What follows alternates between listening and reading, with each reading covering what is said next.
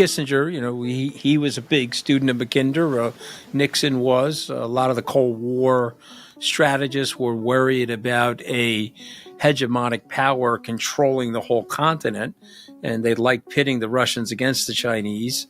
Of course, you and I both know that there's been a border dispute between the Chinese and the Russians over Siberia for the last 300 or so years, maybe 350 years. Yet, I feel like the Americans have pushed the Chinese and the Russians closer to each other. There are definitely aspects of U.S. policy that the Russians and the Chinese don't like, and that has had the effect of unifying them. I think both of those countries are autocratic great powers that want to carve out spheres of influence in their own region and maybe beyond.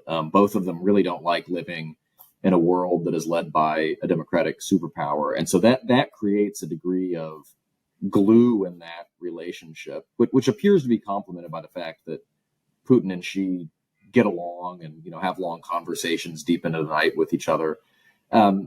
Now, the question, I think, is could or should the United States do something differently to prevent these countries from becoming closer? Because they're definitely cooperating more in the military realm, the economic realm, the technological realm.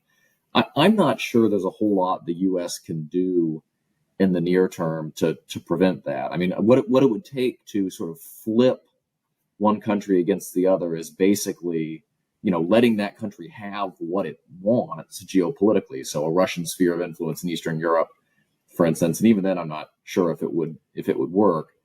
And the reality is that I think just sort of the structural drivers of these relationships are pretty profound. So I'm afraid that we're going to have to deal with this relationship as a geopolitical fact for, the next decade or beyond, even though I think you're absolutely right that there are these long running historical tensions between them. And over the very long term, if China comes anywhere near to achieving its global ambitions, it's going to pose a much bigger threat to Russia than the United States ever will. Okay, so be my strategic advisor. I have a declining population in Russia, high alcoholism, 25% unemployment. Yet I'm launching wars outside of Russia to galvanize the nationalism inside of Russia to keep myself in power. I've got a Chinese Communist Party. Now we're going to talk about Xi for a second. Maybe 90 to 100 million people controlling 1.4 billion people. There are 7 balkanized provinces that I'm trying to glue together to maintain what the West knows as China, but what you know and I know as 7 balkanized provinces that are culturally different from each other. You've got Tibet sitting there as well, which is another big issue for the communists. And then outside of China, or in their minds inside of China, is Taiwan. And so be the advisor to the president of Russia for a moment and tell me what you would do if you're him, and be the advisor to the Chinese president and tell me what you'd do if you're him. Well, right now, I caught the grin, by the way. I did catch the grin. Okay. Yeah. If I were advising Putin, I would tell him that this is the time to cut as advantageous a deal as he can in Ukraine, because he can probably get a deal that will allow him, at the very least, to keep what Russian forces have conquered since 2014. And if he plays his cards right, because it looks like the Trump administration is pretty eager to put the Ukraine issue to the side and do sort of a larger strategic reset with Russia, I would tell him to push for sanctions relief. I would tell him to, offer U.S. energy firms the chance to invest in energy exploration projects in the Arctic, and basically do whatever I could to minimize the Ukraine issue and then maximize the degree to which you create frictions in the West by trying to pull the United States away from its European partners. And I think that's kind of what Putin is doing at the moment. If I were advising Xi Jinping, before you go to Xi, though, I've got a domestic problem. You know it, and I know it. My demography's upside down. The West thinks my country's white, but it's really not that white anymore. There's a lot of demographic changes that are taking place inside of Russia. I can't get the economy started. You guys crippled me with these sanctions. And so, to quote McCain, I'm a gas station with a kleptocracy. But tell me how am I going to fix this?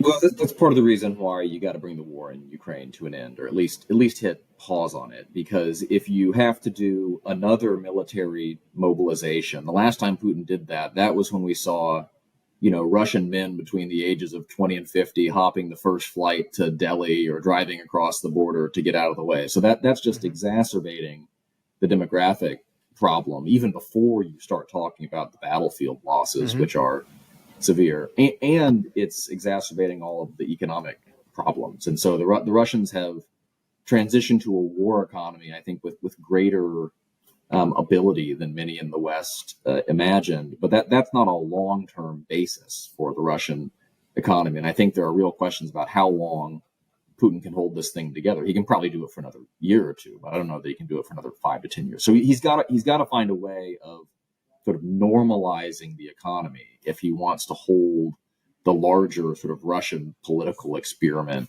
together. And so that's why I think it's a package there. All right, let's go to Xi. Yeah, so Xi's big problem is twofold. The first is that the economy is in terrible shape, and there really is not a good prospect for turning it around. And unfortunately, the advice that I would give Xi Jinping for turning the economy around is advice that he will never take.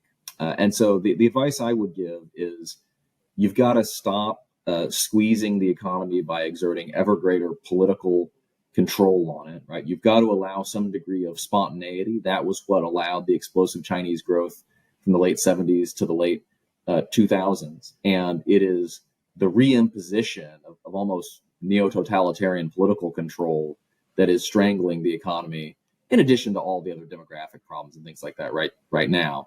But Xi's not going to do that. And he's not going to do that because he's made very clear that he thinks China is headed into a very dangerous era. And so his priorities are ideological indoctrination, national security, and very tight political control of everything in China. And so I don't think he's going to be successful in turning the economy around. The other thing I would tell him to do, though, is that he may have an opportunity in the years ahead to try to drive wedges between the U.S. and some of its allies and partners. We're only 6 weeks, less than that, into the Trump administration, so it's hard to predict where all this is going to go. But if what we've seen in the last month between the U.S. and Europe is any indication, there are going to be big fractures that open up in what we might have once called the free world. And at the very least, that's going to make it easier for China to discourage, say, the European Union from enacting tighter technological controls, tighter trade controls on its relations with China. And so I do think there's a little bit of diplomatic